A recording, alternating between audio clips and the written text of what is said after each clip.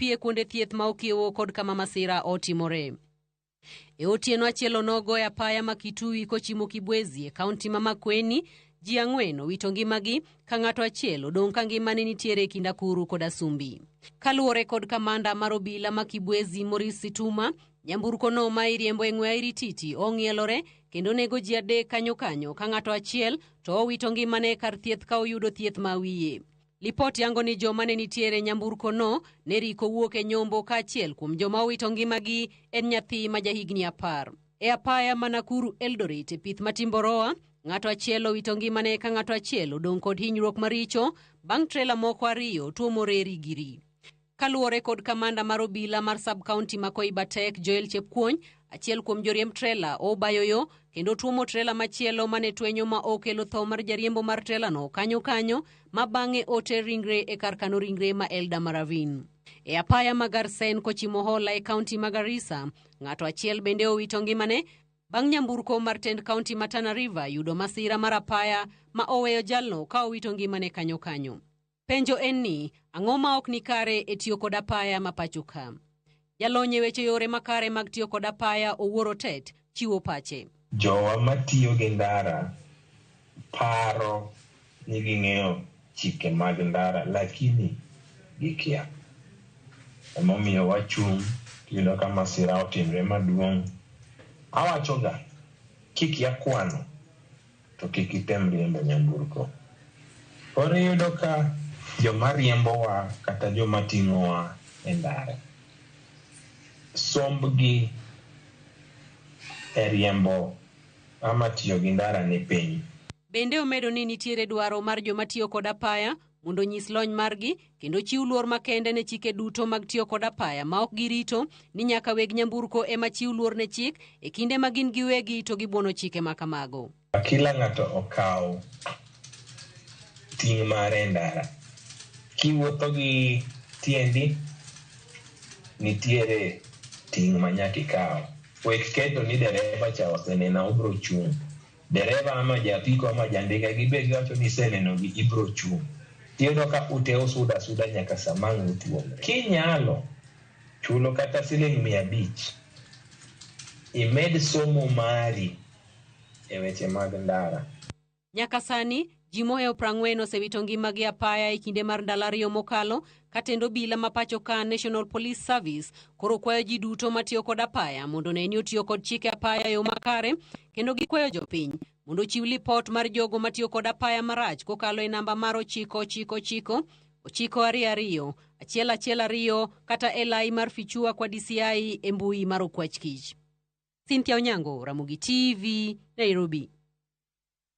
Kaprong'yo mago mag masira familia mag jogo manoyudo masira e roundabout ma Coptic ya apaya ma Kisumu Kakamega pod medo nyiso lit margi kendo lero midhiero makoro dong' kang'onegi bang' masira makamano. Jefo mar Lilna Beta notimo limbe Nyakach kendo romo gi moko kuom jogo ma masira no nyogore kuomgi. Lit gi kuyo pod medo kwako gwenge makatombo e Nyakach e kinde ma familia mag jogo manowito ngimagi pod medo nyiso lit margi bang' masira mar apaya ma Kisumu Kakamega kendo weyo dhano mohew 25 kowito ngimagi. Kaluwore gi anyuola en wuoth manochakore okinyi mar Tich Abich kochimo dala mar Nyahera e Kisumu West kuma bende ne gidhi ywago e migokgi. Kuom hawi marach ne girado gi masira ma kora anyuola no lero ni nomiyo gibuok ahinya kod dang'ni mar paro. Tang'ise ni koti no kane kober ogar. Tukona ni kare gam na medwaro no. Adhi agamo ni sweta ni moro e sanduku. Chako kona ni gam ni ogudu. Ka koro wuok e laru to penja ni kore nano kaberi tang'ise ni kore rwakori ka ng'ama dhi wuoth adier. Kogi kar sa 12 dawo gochona koywak tang'ado simu tachwech nang'o motimore to chako gochona to nyisa ni bas mane wuonos ka gini oidho ogore piny. Nabuok mang'eny maka besen mana ting'o kaluoko nyathi besen no e lweta molwar e ot tawuok gi ng'wech ka chomo yaora manyimine na gi mamwe manomaka. Bende moko kuomgi lero ni thoth jogo manowito ngimagi e masira no ne gin jonyuol mane pod chiwo sir ne familia maggi. En gi nyithindo makiedi machiel no kawe klas 6 dhi timo form 4 njiko. Achiel ni nyakach be dhi timo form 4. E sama koro utieko gu wuodheni, wuode machogo onego join mbalariany. Kano wuok ta wuok. Karomo godhiambo kwaduogo, to nyithindo nyayudo gimoro ma gibilo. To koro gisani kako weya kodgi ni eki, kama makonge, tich mora mo weya godo ni mae tich mibro dhi konyo godo nyithindo, to mae tich mibro konyo go ngima ni tich onge mora. Gichwalo kwayo margi ne sirikal mamalo koriwre kod county kod jogo manyalo imiyo gi sir mondo nyithindgi odhi nyime gi somo. An gi lit wanga be ok nen. Nikech gima nyalo dwaro mana migi onge, kaka nyalo konyo onge. Kora kwa sirikal enorum okonya. Kaka nyithindo go nyalo chiemo, kaka ginyalo dhi sikul. E kanisa mar Evangelistic Miracle Church Sigoti, mabende owito ji auchiel e masirano moting'o nyaka bisobe bende nyiso lit margi. Church wa Magot wawito ji auchiel. Walam Nyasaye ne piny Kenya. Kendo walam Nyasaye ne jowadwa ma koro dong ma onge kod jout gi moweyo gi. Jauchiel ka en from one church kanisa ok nyal wakwayo ni ka Nyasaye nyalo timo ng'wono chunygi manyadichiel gi ya malo gi support maduong' ka ok giluor ni ma dot mane, ka ok giluor ni ma e dhok mane. Lilian Abeta, Ramogi TV.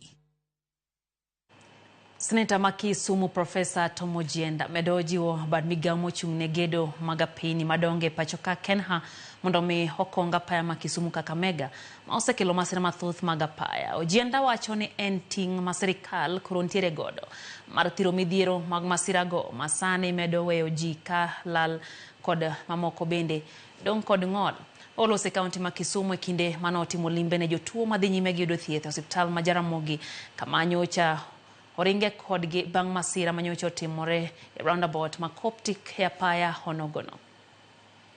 Koro wabiro kuyo, wabiro nenogi, ne wabiro okinyi mondo wagone gi mos be kaka ofis mar Senate gi jo Kisumu. Koro atimo erokamano, joma nitie ka ibiro thiedhi pod gidhi mbele gi thieth kendo they are in the best hands. Wanobro weya 100,000 mondo ng'ine gigo weche mag ngima mag dak matindo tindo. To kwa ang'eni nitiere giko ntie komiti mabro ng'iyo weche mag ik ma joma nindo, number 2 weche mag expenses kana mag pesa ni bro chul mag thieth ka gisechango. Ntie mapod dhi theater, ntie mbo ketni chuma, ntie moko mano hinyore mapod dhi mbele gi management. Koro kama daktari utimo maber, utogi maber and we are happy as a community. Roundabout mamalo kama ne accident utimore ok ber, nyaka lose kendo wasendiko barua kendo ang'eyo maber ni jo Kenya nosebiro timo survey mondo ng'e kaka inyalo los kendo ndarano ok en mokwongo, ok okelo accident mokwongo. My accident mar adek mosetimore e yo ndarano. Ke structure ging'eny. Koro mani bro losi kendo wawacho ni Kenya gi Ministry of Roads nyaka los nero. Kwayo mago mag masinya kor mgajuang kwayo marwa en mondo mi Nyasaye ochung' jogo moyudo mawito joge kae to jogo mantiere kuonde mag thieth wakwayo negi chang mapiyo. Mago mag siasa, Jatend piny Kenya William Ruto oseo jogo ma wero wend one term kendo geto gole apisi kowacho ni gin jogo ma onge kod chenro mora mora mar gero piny Kenya kendo pachgi ok ni kare. Nowuoyo e kaunti ma Kiambu e gwenge ma Limuru kama ogolo chik mondo michiw thieth ne oganda nono e kuonde thieth mag level 3 kaduogo chien. Jatend piny Kenya William Ruto notimo limbe e kaunti ma Kiambu kama noyore nyasi mar lamo e kanisa ma PCA. Ruto oseo kit siasa ma osebedo kagore masawa mar piny Kenya ni Ojwang'gi ka olero ni thoth winjruoge mane gibedo godo kapok obagi yiero oseketi e tim to modong' tich ochako dhi mbele ka kaunti ma Kiambu ema koro osemiyo omenda mathoth mogik mag bero sekta mar pinyni. Uchumi iko dhabiti, mpango sasa ndio hiyo. Kwa hii barabara yenu kutoka pale Kangemi tunakamilisha interchange, Gitaru tunakamilisha interchange, na sasa hii yenu hapa Kamandura tutaanza interchange. Wewe bwana Mbugwa, tuanze hapa, na mkitengeneza hii interchange make sure iko hiyo daraja ya hawa wananchi vile walivyosema. Obuono jogo ma osebedo kawero wend one term nigi keli agenda margi ne jopiny ka owacho ni gin jok ma onge chenro ne jopiny kendo gin jogo ma wigi ok ler. Kiambu hoye! Sikizeni, mimi nawaambia wale majamaa, si ndio? Wasitutishe na mambo ya one term. Wasitutishe na blackmail ya one term. Don't blackmail us. Don't threaten us. We have a plan. We have a program. We are transforming Kenya because we have an agenda for our nation. Wale wajamaa wengine, they have no agenda, they have no plan, they have no vision, they have hata akili hawana. Dwe mar 10 higani osingo biro chopo e kaunti no mar keto ayanga apaya ma Mau Summit madhi Malaba, apaya mar Dual Carriage madhi Naivasha, kod apaya mar 6 Lane madhi Nakuru. Magi duto biro rumo kapok Kenya donjo yiero mabiro. Ile assignment yangu, huyu moderator amesema mtu anapatiwa kazi na Mungu, ni kujenga sasa hii dual carriage ya kutoka hapa Kamandura. Tutafanya hii ya kwenda Mai Mahiu iwe dual carriage mpaka Naivasha. Alafu hii ya juu vile vile tufanye iwe dual carriage. Ikifika pale Naivasha haitakuwa dual carriage, tutaweka iwe 6 lane kutoka hapo mpaka Nakuru. Ogolo chik ne osiptende mag level 3 kaduogo chien mondo mi ochiw thieth manono ne oganda kaluwore ni piny owacho biro chulogi kokalo kuom chenro mar universal health coverage. Tumeweka mpango ya universal health coverage. Katika hiyo mpango ya universal health coverage tumesema hatutaki mwananchi tena alipishwe pesa, auze mali yake, auze mifugo yake kulipa gharama ya hospitali. Ruto chiwo omenda maromo siling milion 5 mar konyo e gedo mar kanisa no. Kama chielo jatend duond bura mar DCP Rigathi Gachagua okwero jatend piny Kithure Kindiki kod jatend migawo mar Rita Kipchumba Murkomen madwaro ni Gachagua ondik dhoge e weche mane owacho. Wato jatend piny Kenya William Ruto kod kweth mag njore olose piny Amerika kama okoni ikore mar fuongo ne od bura mar Senate ma Amerika tudruok matend piny Kenya dire godo kod kweth mobalo mag piny mar Sudan. I saw the Minister for Interior saying that we should be asked to help in investigations in this matter. We cannot help in any investigations because the Kenya government has not initiated any investigations against William Ruto. The people who have initiated investigations is the American Senate. So if there is need for us to help in investigations, we'll help the American Senate, not the Kenya government.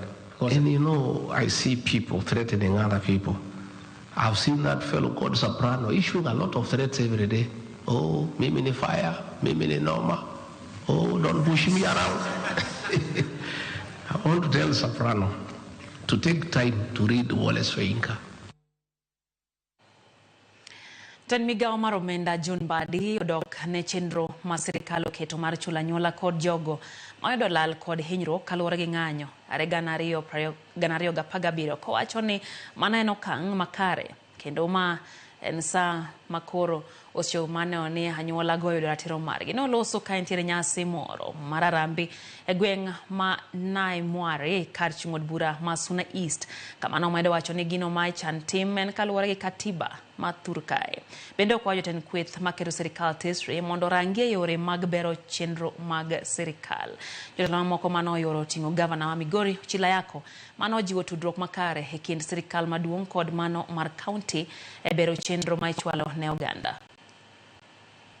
And the president, together with the former Prime Minister Raila Odinga, have sat down and have agreed that one of the conditions for working together is to make sure that those who lost their loved ones and those who are maimed must be compensated.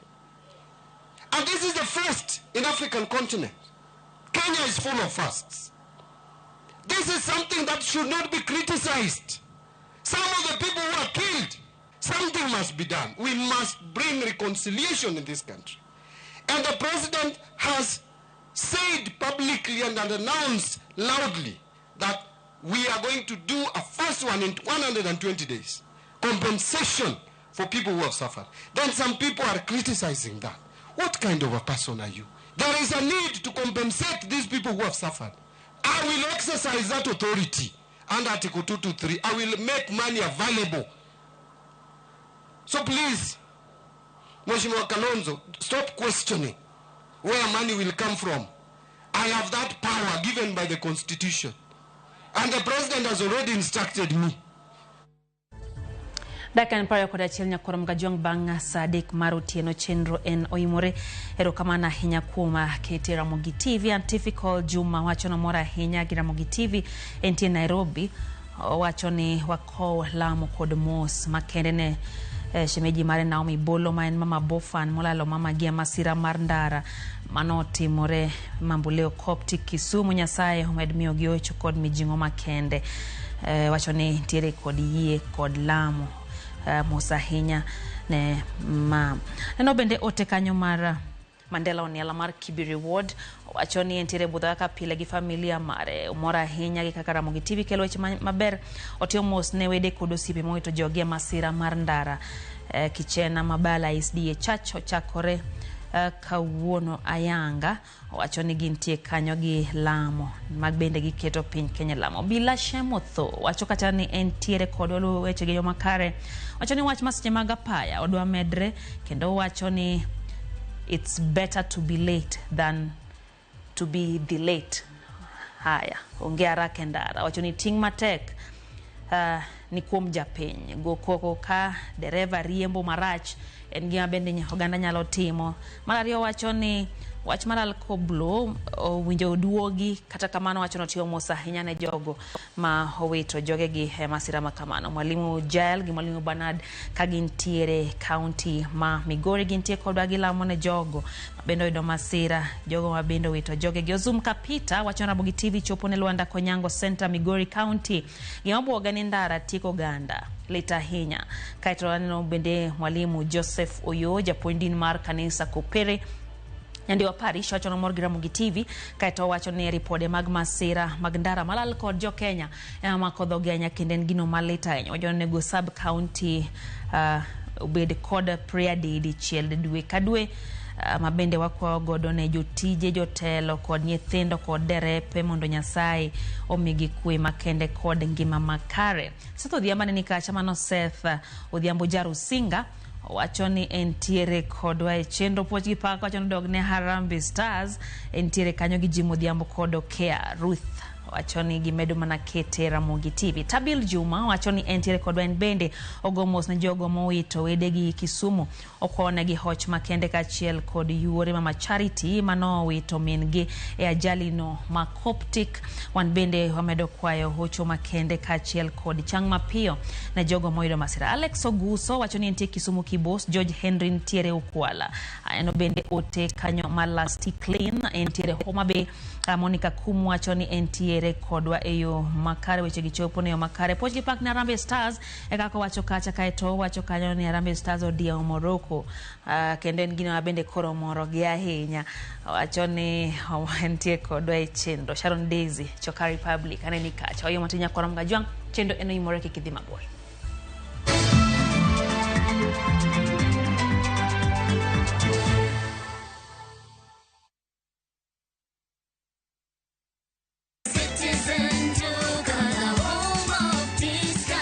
Week, save big on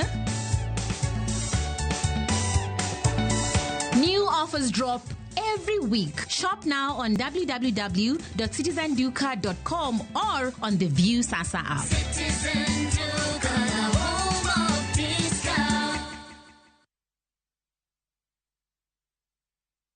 Introducing Wigo, your trusted ride. The ride with the most reliable, verified, efficient and transparent drivers. With fabulous cashback incentives for passengers, each trip on Wigo feels like an upgrade. Download Wigo from Play Store or App Store or SMS Wigo to 20425 and ride with confidence. Wigo, let's go.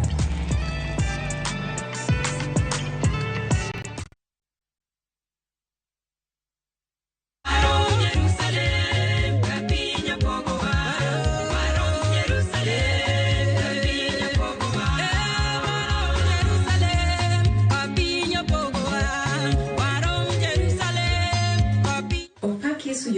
Nyasaye. An Millicent Ogonda. Kadi her yudo wenda mar Warom Jerusalem di mana star 860 star 416 hash. To pari enia Ramogi TV e od jower duto Nyasaye ogwedhi.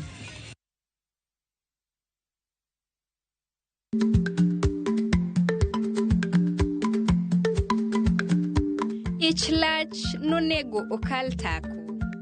Ma tiende ni bedo gi miluma mar yako mang'eny nyalo kelo rach.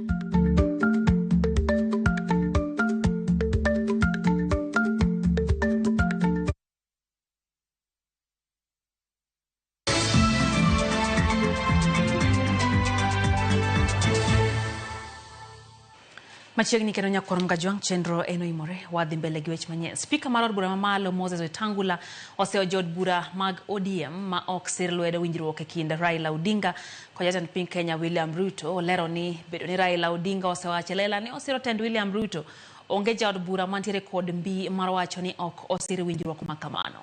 Noloso ka entiere kar chung' od bura ma Budalangi e kaunti ma Busia kendo kwa mondo mi jod bura mag ODM osir lwedo tend William Ruto kod winjruok mane kindgi kod duond burano. Raila, Rais Ruto na sisi zote, we have said this country is bigger than any one of us. Na nyinyi wanasiasa chipukizi, kama Rais Ruto na Raila tunaweza kukaa tukule kwa meza moja, kwa nini nyinyi mpigane? Mzee Raila anaelewa, kwa sababu mkikosa amani, wa kwanza kuumia ni kina mama na watoto.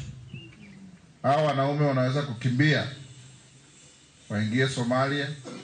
Mama ukimwambia kimbia, anasema na huyu mtoto nawachia nani? Atakaa hapo aumie na mtoto. Angalia nchi zetu jirani, Somalia, Sudan ndio hiyo naenda, South Sudan tangu ipate uhuru hawajui amani ni nini. Ona vile inafanyika huko Middle East, Congo, nchi tajiri ajabu, lakini amani hakuna. We must protect at all costs our peace, our security for development. Kwa Budalangi ateri nyaki kaunti ma Homa Bay kama serikand kaunti ma Homa Bay dhi nyime gi chenro mar jiwo dongruok mag rawere kod jiwo weche mag limbe. Kaunti no motelo ne romo mar counties machakra yanga tich ariyo e skunde sekondar ma Homa Bay. Efomara Alia Beach ntiere kod ler kwa kaunti ma Homa Bay. Chenro te oseyike lap tuke ma Homa Bay High School kamidhi bagi romo mar telo mar koro gwenge ma higani kanya kasani welo mathoth osedonje kaunti ma Homa Bay ne krok ne chenro mopogore madhi nyime nyaka odiochieng' makiny motelo ne romo makamano. Odiochieng' ma kawuono chenro mopogore mag rowere ne obagi e boma ma Homa Bay ma bende oluwore kod thoro mar wach e romo mar telo mar koro gwenge ma higani mar neno ni rowere bende onywandi e chenro mag dongruok madhi nyime kauntis mopogore kendo duondgi owinji. Gavana ma Homa Bay Gladys Wanga wacho ni chenro mopogore masani koro gitimo en mar keto kaunti ma Homa Bay map mar piny Kenya ahinya te weche mag limbe. The theme of this year's Devolution Conference is inclusion, equity, social justice, and so we started it off with our young people, including children, skating for devolution, just for people to increase awareness of devolution and what it does. From here we went to the university to start off the hackathon, which is young people from across the country coding, bringing up different solutions to sort out our problems within our counties. Then we are moving now to Mbita, on to Takawiri, and finally to Ruma National Park on an experience Homa Bay tour. It's beautiful, and we want to profile Homa Bay as a tourism destination away from the beaten path. Gavana Wanga ni kuni dwaro margi eneno ni rowere okowe chien kendo counties mopogore dhi nyime gi chenro mopogore mag nywande rowere e gigo mag temo mondo gibed kod duol kaka tayo counties e pacho ka. Club now for skaters, so now we are going to support them, we are going to encourage them, and when we do our other events they will be integrated as a part of that. Governor is really trying. You know, you can see there's a lot of change in Homa Bay since we started. Gavana Mail Geyo Marakwet Wesley Rotich mana chilu kom governors moso yuoro ne krok ne romo makamano okoni counties mopogore piny Kenya osego kang maduong' e weche mag dongruok nyaka ne chak loch mar koro gwenge. The whole Kenya will be here this week and we want to congratulate her for the good job. We are here to show Kenya that devolution works. Devolution is the promise Kenyans were given and it's actually being seen live here in Homa Bay and across the country. Therefore, we are highly also to support the young people. The Devolution Conference talks about inclusivity. There is a feeling among young Kenyans that they are not being included in governance. We are starting at the Devolution family to have the young people be part of us. County Homa Bay dhibedo modech mokalo kaluwore gi romo maloch mar koro gwenge mibagwe county ni chakre odiochieng' ma kawuono chenro mopogore osechako dhi nyime motelo ne ikruok mar romo makamano mibiro yaw kod jatend piny Kenya William Ruto tich ariyo ma jumani. Alia Beach, Ramogi TV, Homa Bay. Migao mar thieth kotenre kod riwruok mar Luala Community Alliance kod Lawi Jaoko Foundation dhi nyime kod chenro mar kedo kod midhiero adek ma jokorawere moting'o mako iye mamondo gamo kute mag ayaki kod lwenje mag kit chwech e kind rawere e alwora mar Nam Lolwe.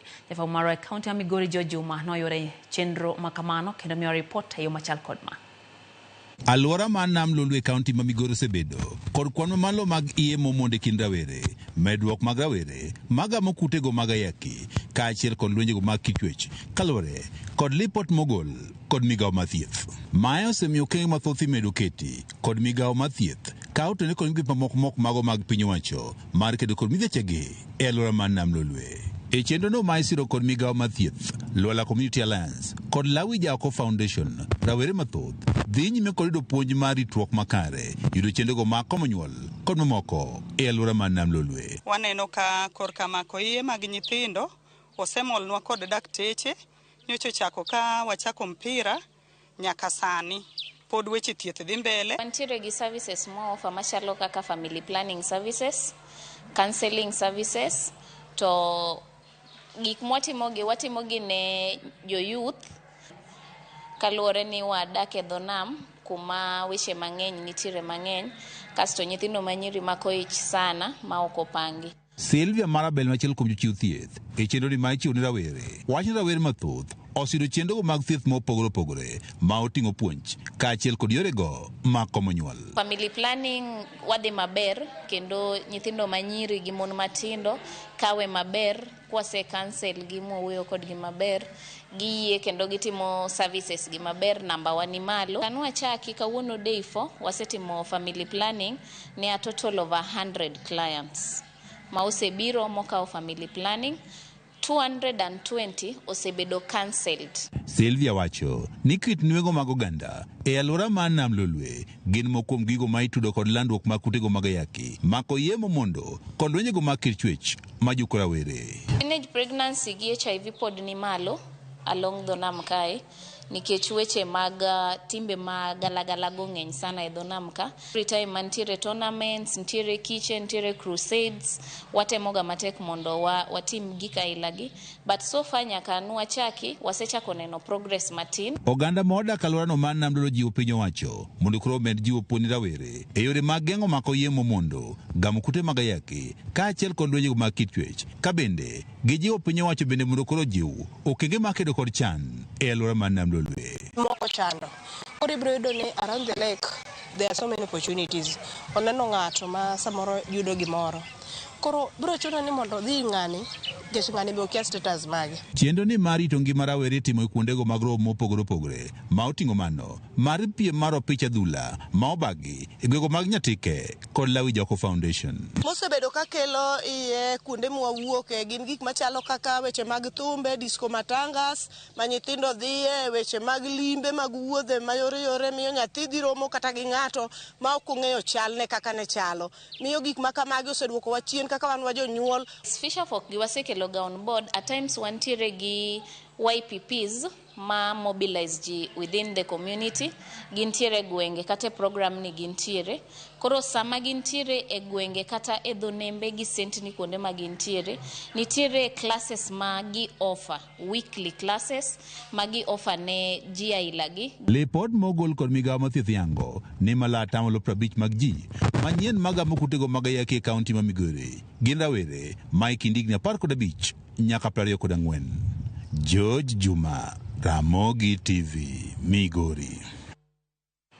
Riwruok mar koro gweng' mong'ere ni Reproductive Health Initiative CBO dhi nyime gi chenro mag goyo mbaka gi jokanya sectors mopogore opogore kaachiel gi rawere kaunti ma Homa Bay mar konyo kedo gi midhiero adek madongo ma hinyo ngima rawere e kaunti no. E chenro no ginywando jodolo mag dinde, jopuonj, jodongo, rawere, jofwamb weche kod mamoko mar sumo rieko kuomgi e wi okenge manyalo keti mar kedo kod midhierogo.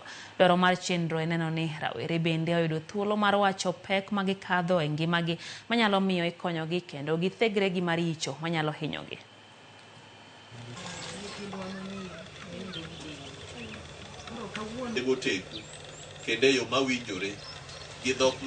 Wadwa ni mondo wati kanyakla gi jonyuol, jopuonj, council of elders, kaachiel gi yudhe bende, to gi osiptende, mondo yaw pach nyithindo marowere, kech wayudo ni iye ma oiw kaachiel kod lwenje mag nyodo, to gi ich moiw, obedo mang'eny sana Homa Bay. Ei go mbaka kae miyo ng'ato ng'eyo gimonego tim, mondo wariwre kanyakla, waduok gimiluongo ni triple threat chien. Nikech iye moiw gi miyo nyithindo we skul. Lalruok gi onego kel nyithindo matindo on board. Malalruok gi onego bed Christ-centered fellowships mamiyo gibedo thuolo ka gi express themselves. Wan kaka jopuonj, wan gi team miluongo ni counseling and guidance ma otelne gi senior teacher. Koro senior teacher en jal ma oyudo tiegruok, kendo wan kaka skul wachiwo lwasi maber ma nyithindo nyalo chiwe pachgi kendo gi discuss problems magi duto gikale. Koro miyo ka in janyuol owinji kete machiegni ma ka en gi shida to wachoni, kosewachoni shida no to mi nyalo konye. Koro mga juang, bende isewinjo ni ng'ato dak e bugo kata rogo, to kaponi podi to inie masigana ni geti e gweng' manyamilu e kar kaunti ma Migori, jaduong' moro ma ike oniang' odak e andaki, bugni kod rogo moko malich kaka ode. Jaduong' no bende okunyo pi magoyo go matafare kaka yo mar yuto. Nyapa maro Nyambaga no lime kaunti no kendo miyo report ng'eyo machal kod mae.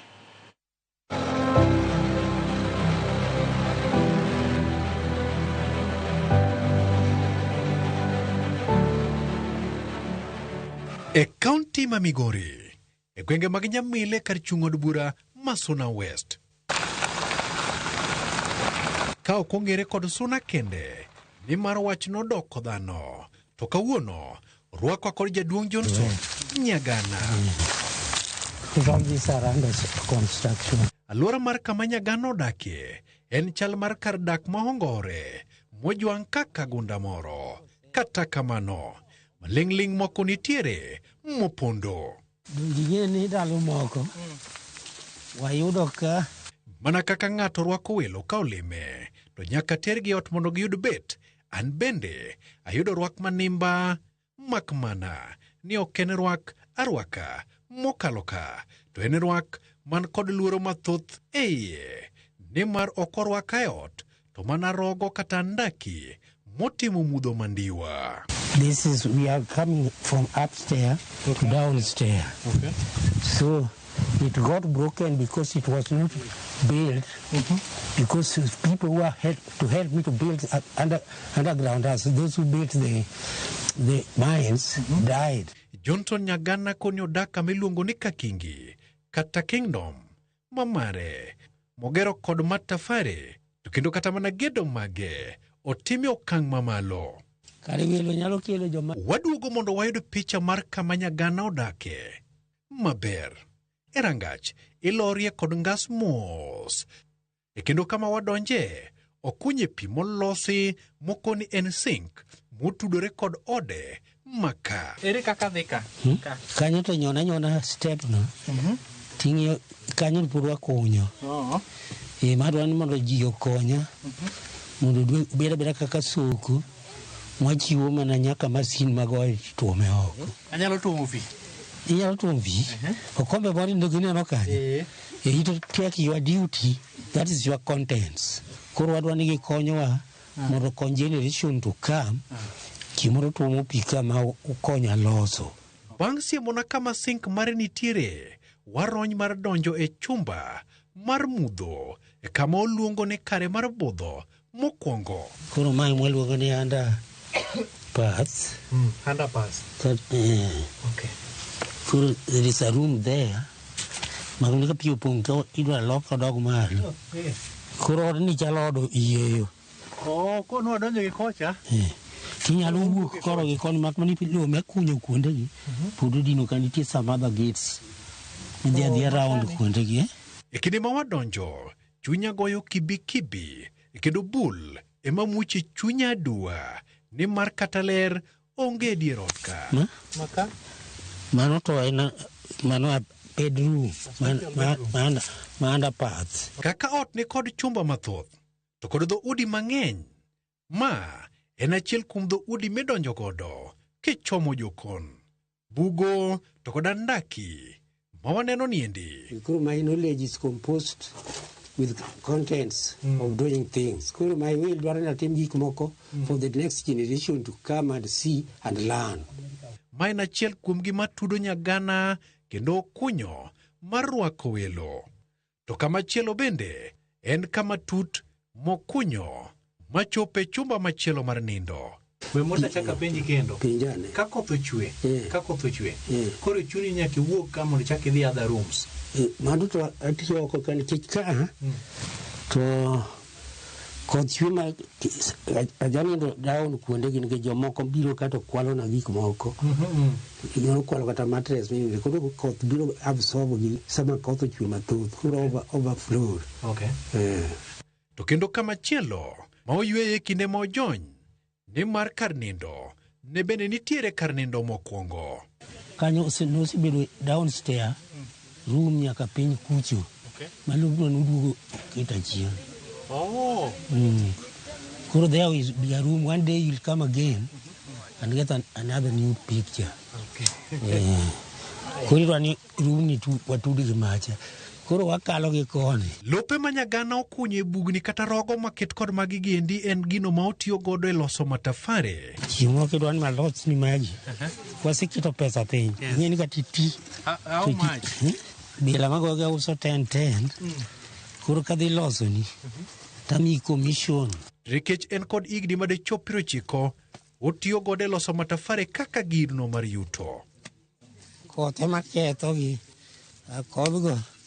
Wabro nyuolo jok moko ma dwaro gi lakini joma dwaro ni ipogne mwendo di korko konyi.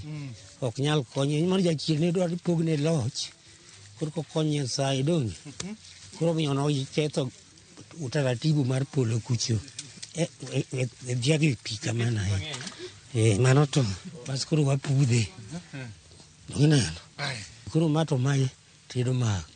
Lumani ene sutieno. Mano is a trademark kikwalo nagi. To kore iti to ni en mari. Tawe yawe ni kich. Ta joma sibiro ka kwala ka. Mane trademark. Oko ni yuto mare ok ni kare ahinya. Kata kamano temo ni yuto mare. Bende omedore mondo mi okuny pi mabiro konyo jogweng' kanyakla kod anyuola makiny. Kema ineno kana ni pi mane tuomo cha. Akunye tap an gi vision ni kanya so orita tadwa kelo masin mang ukonya ng'iewo. To waguro kacha kose kunye makoro kuduon. Tigo tedhi underpath kuonde mana wacho ni kanal ka. Koro en pi ma ok duon nikech bigere mabedo cemented kata ka sealed. Koro pi piny. E alwora mar jot mare ni kod gedo moko magalagala. Mar ute ma ok otieki. Gino moko ni lek mare en mar tiekogi kata kamano. Jok ma wuotho ka nyaka bed motak ni mar iwuotho e wi kete to kod matafare mopangi. Kikier tinyalo muko laki. Omiyo nyaka wabed motang'. This is a canal. So it will get to that latrine which I'm constructing there. Kabilo vilo. Yudo kama ninde. Kuro nagora piny kanyo mang'aora. Kuonde mano jakore go. Nyasaye mano timo na hundi chiemo no. Ida lware i kanal kanyo. To sike moko nokit mabitho bitho. No hinya lakini Nyasaye nopasore kode. Oko ni buga achiel man kod dho ot en kar pith mar rech kod gwen kata kamano. Kaluwore kod onge mar lony to kod sir makare. Oduono ge sani kendo lokore puodho. Rech adwa keto piny ka to to gwen aketo malo mano iluongo chain of food. Iro ni mondo ipidh rech bende? Nasechako pidho rech mwalo an gi dam. Mane be ilima nyaka gi wasungu. To nyithinde modhi oloko e puodho kae. Pesa yando gol maduong' mar jorechgi. Koro an ok anyal dhi kwayo nikech giloko e puodho. Kane paro ni weche matek oserumo gi kanyo, to rit matin. Nimar mita adek kowuok kar Kingdom ne kaendi en kama Nyagana ne oike min ode higni mokalo, kendo e bathe okunyo e bur kama owacho ni biro ike ka kinde ne oromo. Koro kama wachung'e temna kete delayed. Koro gima timore ni magi agero ka koro nosenindo. Koro atimo an designers as well as a constructor. Koro ka odnya bro losi. Umi atiyo gi wall motegno ni ma ok ruchre. To Yeso bende ne kuny mane bur mano ng'ato kunyo chon. Ema nowilo ne to ike. Mano chierie. Konyiso ni ji biro nindo e bur to biro chier. Koro kaburini ochalo kaka mochari. Kijaro ni kane ng'ata until his visitors come to extend him. To gibiro giyude ayuda kanyo kisegoye yath. Koro ike ka ji duto nindo. Koro in yiero mar loso mari sani? Aseloso. Nikech aseloso ma naketo ne mabati. To adwa nadause gi tiles. Emomiyo adwa nudu kela masin ma produce tiles go. Adwa tiles miumo go i ot malo. Can we afford that? Mana mi umwak matek. Johnson Nyagana ne kod kwayo makende mar yudo sir mondo mi ochop lek mare mar tieko kare moto ni kar Kingi moger e rang'iny mamalo. My generation is you. Jomatindo kaka iluongi ni agency. Koro konya gi support. You know, seche mi wise man work for the next generation. But fools wacho da chaba thogo. Walter Nyambaga, Ramogi TV, e kaunti ma Migori, e Karjot, Manyamelo. Rokamana ahinya Walter Nyambaga kuom sigana makamano. Nyakoro Mgajwang' mano en achiel kuom kuondego mabende Uganda nyalo dake. Kane paro ni dak en mane ot kende, goro bende inyal dagie. Wakawo yo machielo kata kamano neno moko kuom ote kae kama oting'o mano mar Councillor Ouya ma Nyatike. Wacho ni jaduong'no sirikal ogole kanyo kendo mondo konye odag ngima makare. Kata kamano paro ni Walter Nyambaga nowacho kacha ni mane kaka odware. Nyithinde nosetemo gedone, kata kamano nochako donje goro. Nyambaga jachir awuoro ma Natasha wacho no wuoro chir ma Nyambaga nitie go modonje burno. Waneno bende ote mar Okinda. Bernard Wodawendo wacho kanyo ni entiere gi Davina gintiere kodwa e chendo dhiao makawuono. Bende aneno kanyo ote mar Bruno wacho no entie kamoni Korowe. Oneno weche gi e yo makare. Bende aneno ba moja deno mar game got rage. Wacho ni entiere chendo dhiao makawuono gin gi minode Lavenda Kinyi gimora ahinya gi Ramogi TV. Job Jagongo wacho ni entie Eldoret. Wacho ni Mano Langas wacho ni mor gi team kubwa Harambee Stars. Kaeto wacho kacha ni big up ne players. Wacho ni Ruto koro med gimoro kendo gitimo tich maber sana. Mama gi Grace Nyangogok gi minode Jacqueline Ochieng wacho no kawo mos mage. Cherara Diana wacho ni entie Nai. Wacho ni bende mor ahinya gi Harambee Stars. David Kodidi Spencer to wacho ni mos ahinya ne familia mowito joge gi masira marapaya. Oyamo tinya kora Mgajwang' oduoko kod mago mag tuke kik dhi mabor.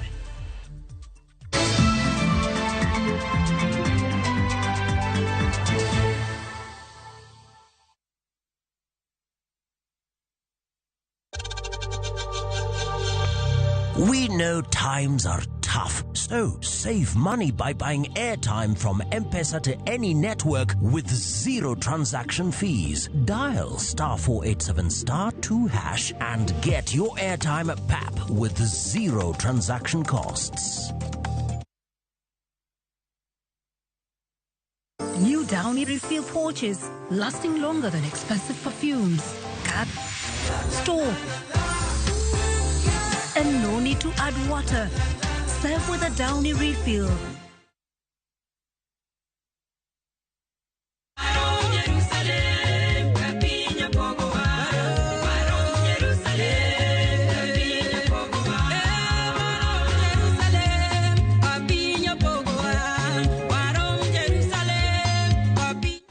Suyo Nyasaye, an Millicent Ogonda.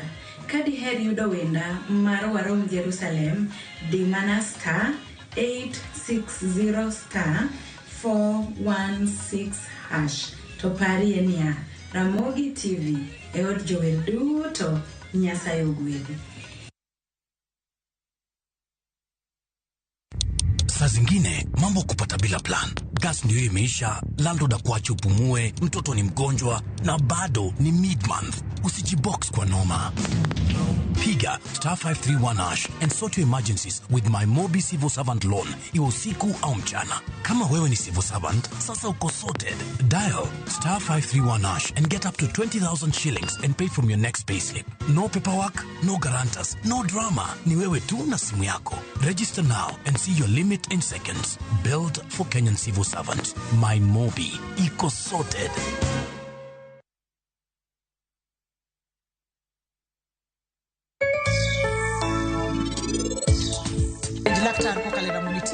Laktar ko kalera Mugi TV kawa wacho ni nyinge Ruth Otieno.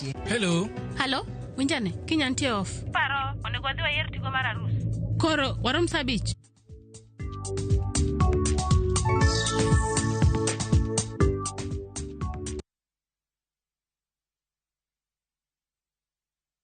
Sometimes I need a fragrance to keep me calm, stays fresh in the heat and feels elegant into the night, lasting longer than expensive perfumes. New Downy, lavender calm, sunrise fresh and sweet elegance, freshness that inspires confidence.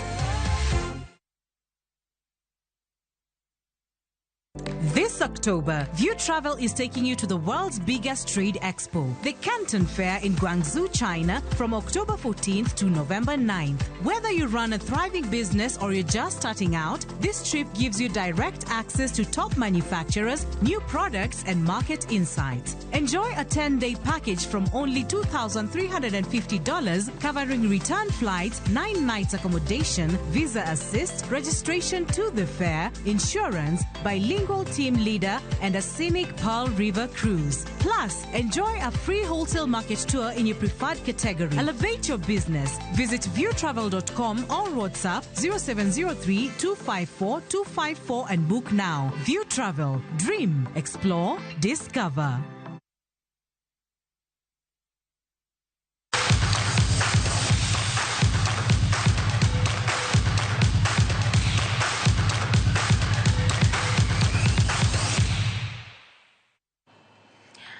Timbe aboro yudo thuolo mar donje tielo mar quarter final mar piem mar Lawi Jaoko Foundation Peace Tournament ma igoyo Nyatike County ma Migori.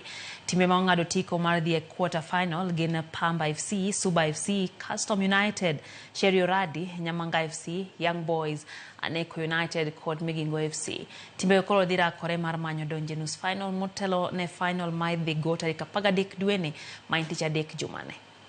Samuel Chola Fadili Kate Collins Ogalo kisha jaribu kuingia pale anatuliza mwite ni wagoe ok wagoe ni mar mondo mi wahero mana sports but wagoe mar mondo mi nyithindo gi chieng' moro sports obednegi mondo konyo tergi kumoro. Nyocha mokwongo nyocha wan gi the Mofa team nyocha neka ma osebedo katimo scouting. On Friday ne wan ka gi Migori Youth coach Ochieng Odhiambo Odhis nyocha neka ma identify some of the talents around here. We are expecting Chianda Boys High School mondo bio identify raw talents mag jo junior magocho ma jogyo infuse ege. Nying tournament ni nen the Lawi Jaoko Foundation Peace Tournament.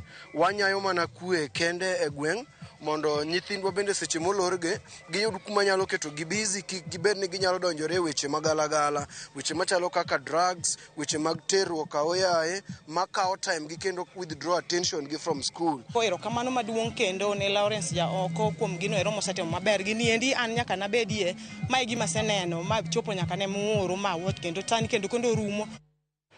Gonde ariyo kowuok kuom jatugo Clement Mzize nokonyo tim mar Tanzania loyo Madagascar gonde ariyo kuom achiel e tuke mag CHAN. Loch miyo Taifa Stars thuolo mar goyo okang' madonjo e tielo mar quarter finals. Beats Tanzania in the CASAFA Championships in June as the Taifa Stars, the host, two diminutive men in this Tanzania side linking up. It's fallen kindly